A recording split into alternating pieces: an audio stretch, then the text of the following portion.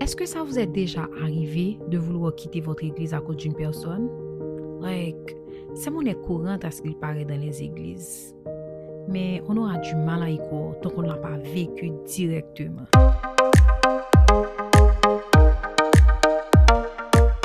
Bonjour, mon nom est Daphné et bienvenue sur ce podcast. Ici, on se laisse inspirer par le Saint-Esprit. Mon but, c'est de partager des messages qui, je l'espère, toucheront au moins une personne. Et ces messages apporteront un peu de lumière dans leur vie. Et saler un peu la terre. Après tout, on est le sel de la terre. Allez, installe-toi confortablement, ouvre ton cœur et laisse-moi te porter vers ce que l'Esprit m'a inspiré.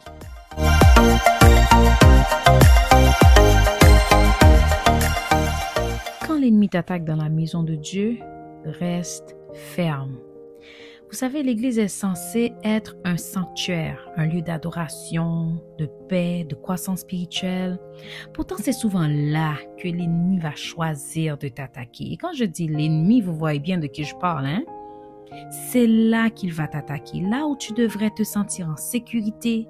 Il va envoyer des agents déguisés comme des hypocrites, des jaloux, des faux amis, des relations toxiques, des conflits d'autorité, avec le seul but de te troubler, d'affaiblir ta foi et de t'éloigner de la présence de Dieu. Mais aujourd'hui, je viens te rappeler une chose. L'Église, ce ne sont pas ces gens-là. Ce ne sont pas les hypocrites, les jaloux, les faux amis, les relations toxiques. Ce ne sont pas eux. L'Église, c'est la maison de ton Père céleste. Donc, peu importe ce que les gens font, Dieu ne te rejettera jamais. Donc, ne laisse pas ces manœuvres de l'ennemi te chasser de l'endroit où Dieu t'a placé. Vous savez, l'ennemi va employer plusieurs stratégies pour t'attaquer là où tu t'y attends le moins. La Bible nous dit que Satan est rusé. Il cherche toujours des moyens pour nous dévorer. Dans 1 Pierre 5, verset 8, il dit « Il n'attaque pas seulement de l'extérieur. Parfois, il s'infiltre là où nous devrions nous sentir en sécurité. » Et l'Église ne fait pas d'exception. L'ennemi va utiliser plusieurs stratégies au sein de l'Église. Il va utiliser l'hypocrisie et la jalousie. Vous savez, certaines personnes prétendent être spirituelles, mais ils agissent avec méchanceté. Et ça peut te décourager. Mais Matthieu 7,15 te dit « Gardez-vous des faux prophètes. Ils viennent à vous en vêtements de brebis, mais au-dedans, ce sont des loups. » Il va aussi venir t'attaquer par des relations toxiques. Parce que certaines amitiés ou des relations amoureuses malsaines dans l'Église peuvent te blesser et te détourner de Dieu. Mais rappelle-toi Proverbe 4,23. « Garde ton cœur plus que toute autre chose, car de lui viennent les sources de la vie. » Donc, quand l'ennemi va attaquer ton cœur, parce que c'est là la source de la vie, garde ton cœur, ne donne pas ton cœur à n'importe qui. Et si par hasard ou par erreur, tu l'as donné à quelqu'un qu'il ne fallait pas, un ami ou un copain, écoute, demande à Dieu de guérir ton cœur. Ne traverse pas le chemin de la vie avec un cœur blessé. L'ennemi va attaquer par la division et les conflits.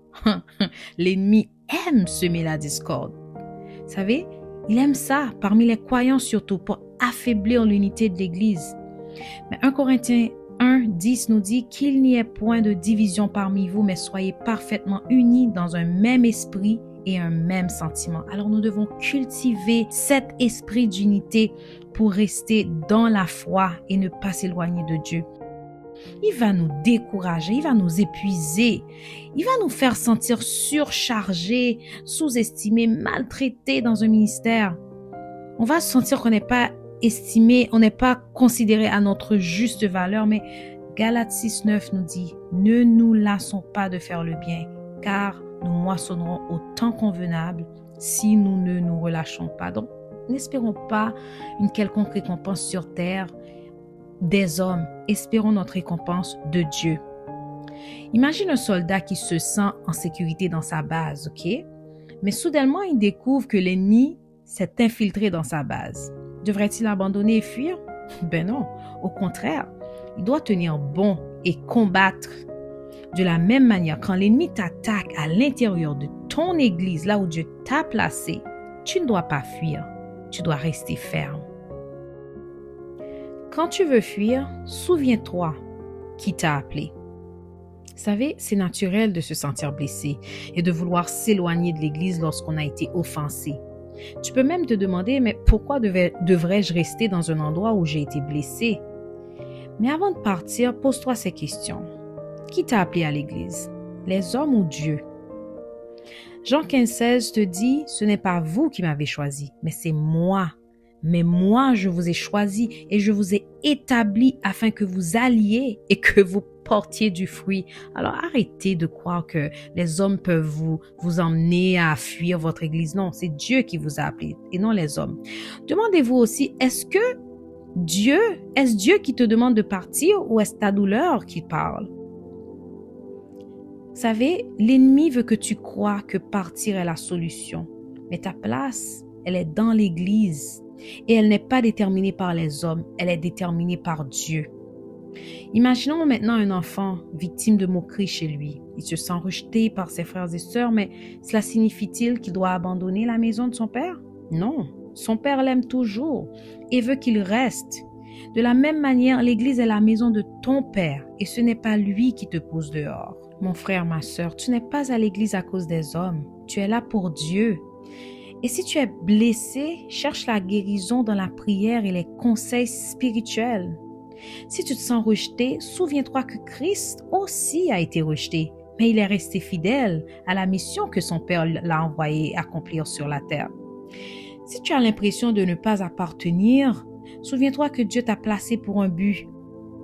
Jérémie 29,11 dit « Je connais les projets que j'ai formés sur vous, dit l'Éternel. » Vous savez, this could be easier said than done, mais si vous demandez à Dieu de vous aider, il vous aidera, il est fidèle et il ne vous abandonnera pas. Un diamant ne perd pas sa valeur juste parce qu'il est tombé dans de la boue.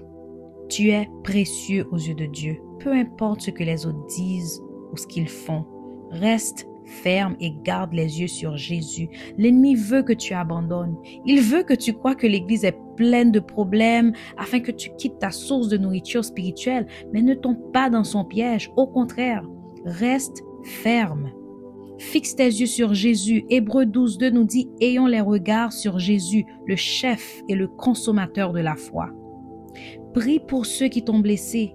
Matthieu 5,44 te dit « Aimez vos ennemis et bénissez ceux qui vous maudissent. » Waouh, c'est fort.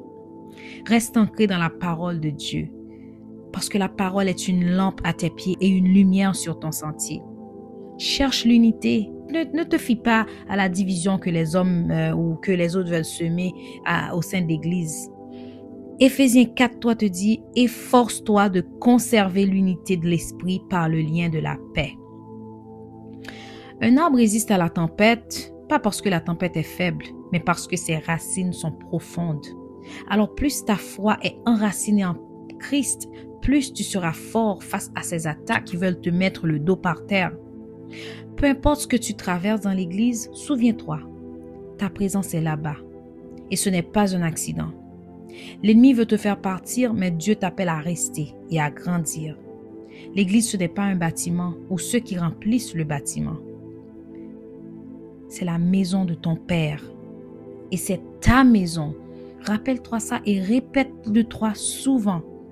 Parce que quand l'ennemi va essayer de te faire fuir, cela te permettra de rester ferme, de continuer à prier, de continuer à adorer, à servir dans ton ministère. Car en fin de compte, c'est Dieu qui te justifiera. C'est lui qui te restaurera et te bénira pour ta fidélité. Tiens bon ma sœur, tiens bon mon frère, ta place est dans la maison de ton Père. Et je vais t'inviter à faire cette prière avec moi contre les attaques de l'ennemi dans ton assemblée présentement. Père céleste, tu es un Dieu de justice et de vérité. Nous venons devant toi aujourd'hui pour chercher refuge sous tes ailes protectrices contre les attaques que nous recevons dans notre Église. Père, tu as dit dans Ésaïe 54,17 que toute arme forgée contre nous sera sans effet. Seigneur, nous proclamons cette promesse sur notre vie. Oh Père, l'ennemi cherche à nous atteindre là où nous devrions être en paix en utilisant nos propres frères et sœurs pour semer la division, la jalousie et la confusion, mais nous refusons de tomber dans ce piège. Papa, nous te demandons de nous donner la force de rester ferme dans l'assemblée où tu nous as placés. Ne permets pas que ces attaques de l'ennemi nous éloignent de ta maison, parce que tu as dit que ceux qui sont plantés dans la maison de l'Éternel prospéreront dans les parvis de notre Dieu. Seigneur, nous sommes plantés ici et nous refusons d'être déracinés par la méchanceté des hommes. Tu as toi-même été trahi par ceux qui étaient proches, Père, mais tu n'as pas abandonné la mission que le Père t'avait confiée. Aide-nous à garder nos yeux fixés sur toi et non sur le comportement des hommes. Aide-nous à marcher dans l'amour et le pardon même lorsque nous sommes blessés. Père éternel, nous déclarons que toute parole négative, toute calomnie, toute attaque de l'ennemi contre notre vie et notre ministère est annulée au nom de Jésus. Nous prenons autorité sur toute œuvre de division, toute semence de confusion et tout esprit de découragement. Nous rejetons la peur, l'amertume et le désir de fuir. Nous te demandons aussi, Père, de renouveler notre force, de nous donner un cœur rempli de patience et de sagesse, de nous remplir de ton esprit, afin que nous ne réagissions pas selon la chair, mais selon ton amour et ta vérité. Merci, Père, parce que tu es notre refuge et notre forteresse, et nous savons que tu nous défendras, que tu nous justifieras et que tu nous protégeras. Dans le nom puissant de Jésus-Christ, nous prions. Amen. Merci d'avoir écouté ce podcast jusqu'à la fin et je prie que Dieu te garde ferme dans ton ministère, dans ton église et te garde enraciné, que tes racines soient encore plus profondes. Et je prie que tu reviennes encore pour écouter ce que j'ai à te dire next. Allez, sois béni.